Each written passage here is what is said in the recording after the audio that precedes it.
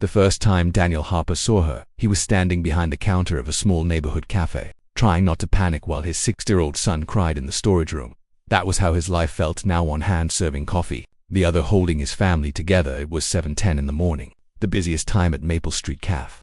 The bell above the glass door kept ringing. Customers lined up near the register, milk steamed, cups stacked, orders overlapped, large cappuccino, 1 black coffee, no sugar. Can I get 2 blueberry muffins? Daniel moved fast, but his mind was split in two. His daughter, Emma, stood quietly near a corner table doing her homework before school. His son, Ben, had woken up with a fever, but Daniel had no one to leave him with. Daycare fees were already overdue. Missing work meant losing money. Losing money meant falling behind on rent again, so he had done what he had promised himself he would never do. He brought both children to work. From the back room, Ben let out another weak cry.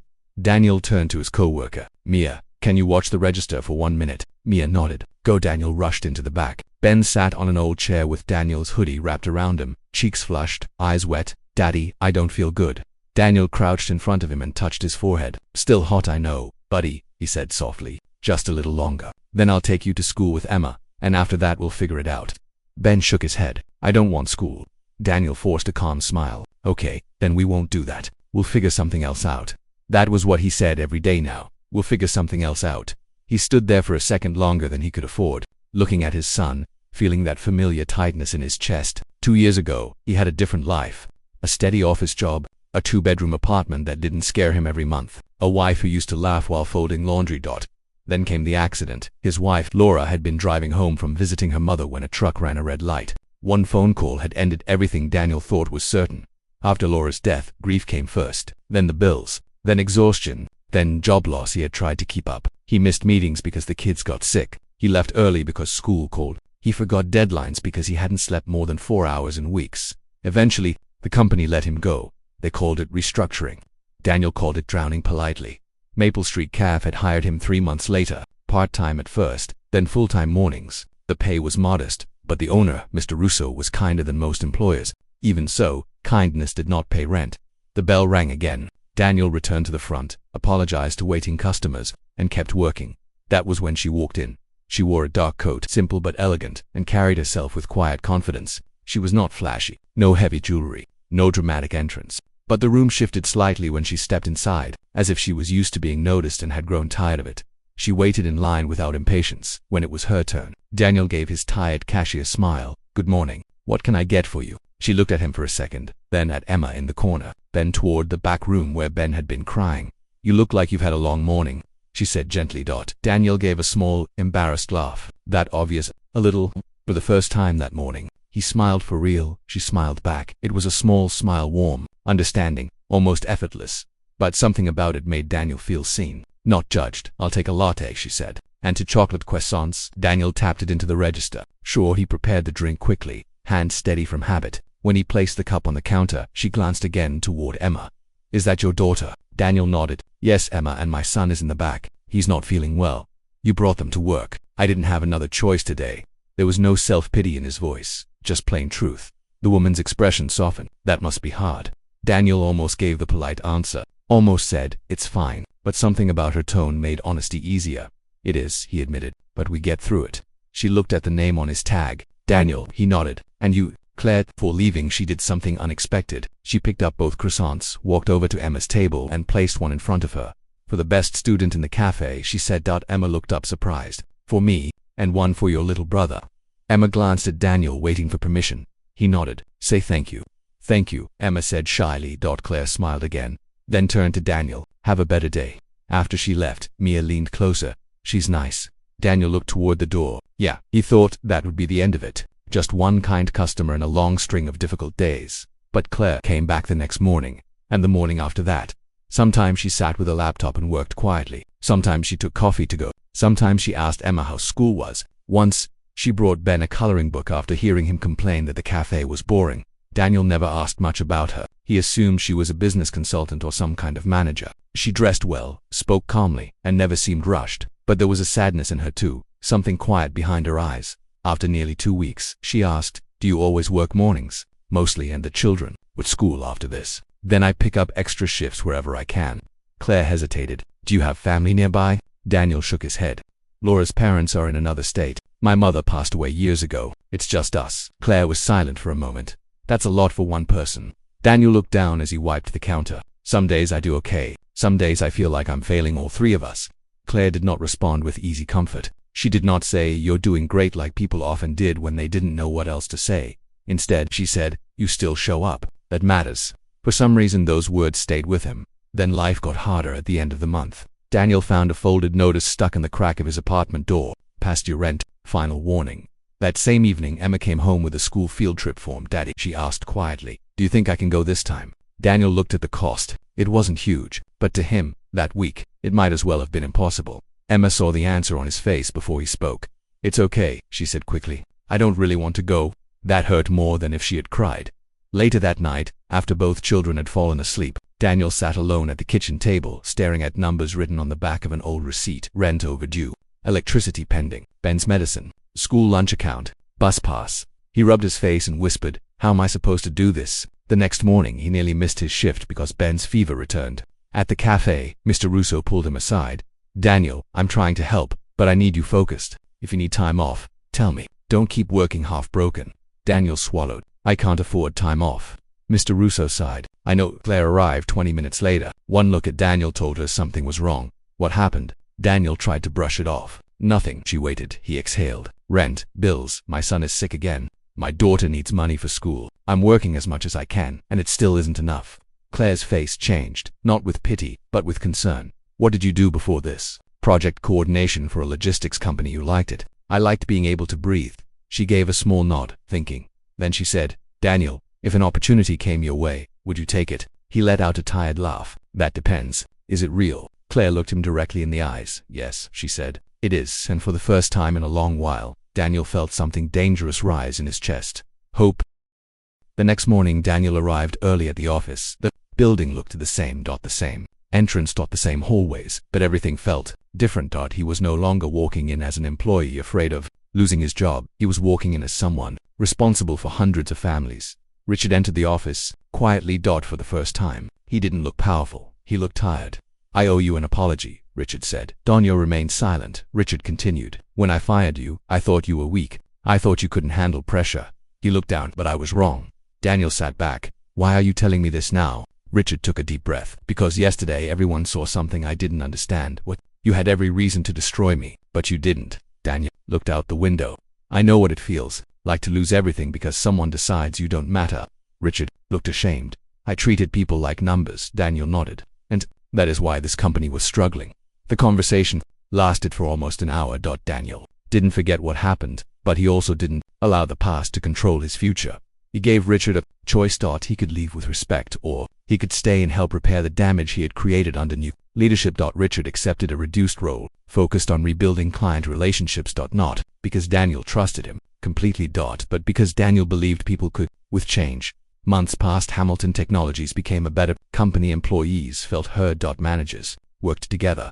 People who had once feared losing their jobs started believing in the future again. And Daniel's children noticed the biggest change. Their father smiled more. One evening, Lily asked, "Dad, are you happy now?" Daniel thought for a moment. Then he answered, "I'm happy because I learned something important. What? Success isn't about proving someone wrong." He looked at his children. "Success is becoming someone you are proud to be." Years later, Daniel still remembered that party.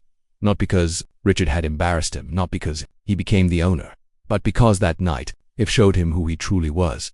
A man who lost his job but never lost his values. A father who struggled but never gave up. A leader who gained power but chose kindness. The biggest victory was not owning a company. The biggest victory was showing his children that difficult moments do not define a person.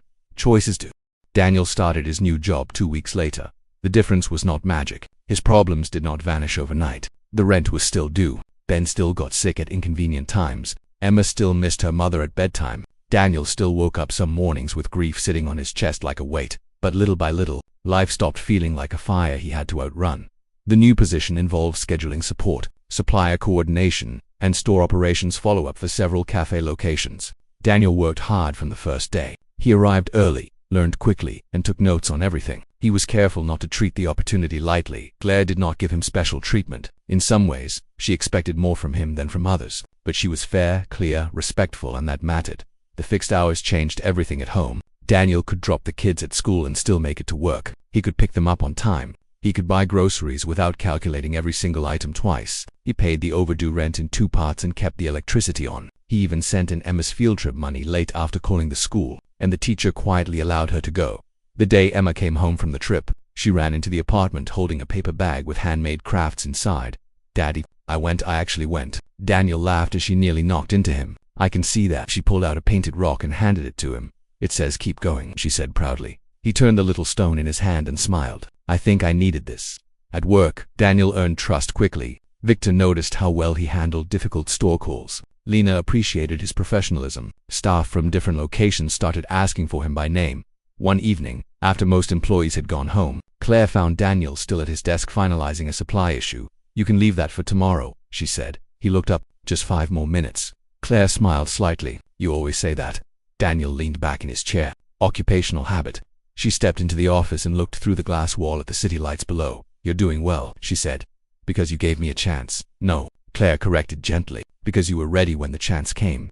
He was quiet for a moment.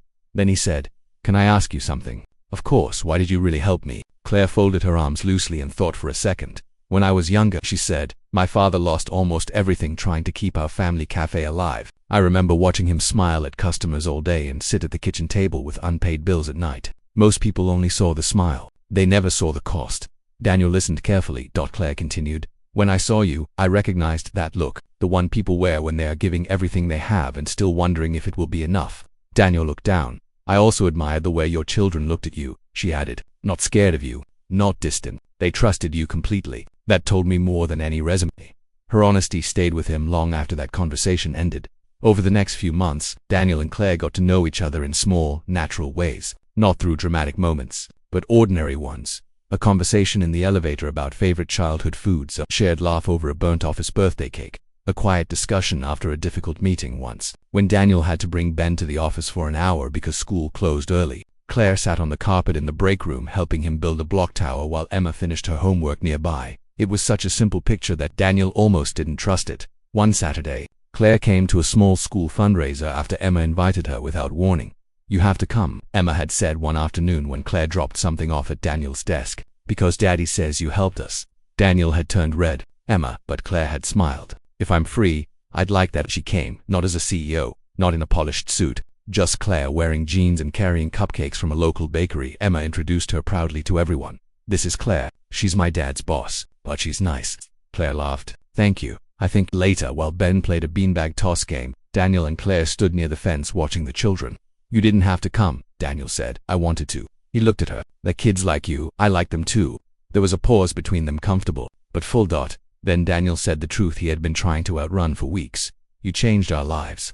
Claire shook her head lightly. "Daniel, you changed your own life. I opened a door. You walked through it." He smiled. "Maybe, but I don't think I would have seen the door if you hadn't smiled at me that first morning." Claire looked down for a second, then back at him. "Funny," she said softly. "I was going to say the same thing." Daniel frowned slightly. "What do you mean?" She gave a small, honest laugh. "When I first came into that cafe, I was having one of the worst weeks of my life. We had a legal issue in the company, a store closure, and my engagement had ended 2 months earlier. I was tired, angry, and pretending I was fine. Then I saw you exhausted, worried, carrying more than anyone should, and you still smiled at me." Daniel was surprised. "I barely remember smiling." "You did," Claire said. "And it wasn't polished. It wasn't perfect. It was just real. It reminded me that kindness can survive even inside hardship." For a moment, neither of them spoke. Then Emma shouted from across the yard, "Daddy, Claire, come see Ben. He won a blue ribbon." They both turned at the same time and laughed. Months passed. Spring became summer. Daniel saved enough to move the children into a brighter apartment closer to school. It was still small, but the windows let in light, and there was a patch of grass outside where Ben liked to run. On moving day, Mr. Russo stopped by with pizza. Mia brought paper plates. Claire arrived later with a potted plant for the kitchen window. Emma pointed at it and asked, "What kind is it?" Claire smiled. "A peace lily," Ben said. "Will it die if we forget water?" Daniel laughed. "Let's not test that." That evening, after everyone left and the children fell asleep on blankets in their new room, Daniel stood in the kitchen staring at the peace lily. Claire stepped beside him quietly. "You okay?" she asked. He nodded, though his eyes were wet. Laura would have liked this place. Claire did not rush to fill the silence. After a minute, Daniel added, "Sometimes I feel guilty for feeling happy again." Claire turned to him gently. Missing someone and healing are not betrayals. Daniel looked at her, deeply moved. Then, with the kind of honesty life teaches through pain, he said, I don't know what this is becoming between us. I only know that when you're near, things feel lighter. Claire's eyes softened. I know, she said. I feel it too. Their relationship did not begin with drama or grand promises. It began the way the strongest things often do, with respect, patience, shared burdens, and truth. Slowly, naturally, they let love enter. Not the rushed kind, not the fantasy kind, the steady kind, the kind built in school pickups, coffee cups, paperwork, bedtime stories, difficult memories, and the courage to begin again. A year later, Daniel returned to Maple Street Cafe, this time carrying flowers. Mr. Russo was behind the counter. Well, the older man said, grinning, look who finally came back as a customer. Daniel smiled. You gave me the start I needed. Mr. Russo looked at the flowers. Special occasion. Daniel glanced toward the window where Claire sat with Emma and Ben, all three laughing over pastries. Very special. He walked over, placed the flowers on the table, and sat beside them. Emma leaned against him. Ben showed him a drawing. Claire looked at him with that same quiet smile she had given him on the hardest morning of his life. And in that moment, Daniel understood something simple and powerful. Sometimes life does not change with a miracle. Sometimes it changes with one person who sees your struggle. One moment of kindness, one smile that says, I see you. Don't give up.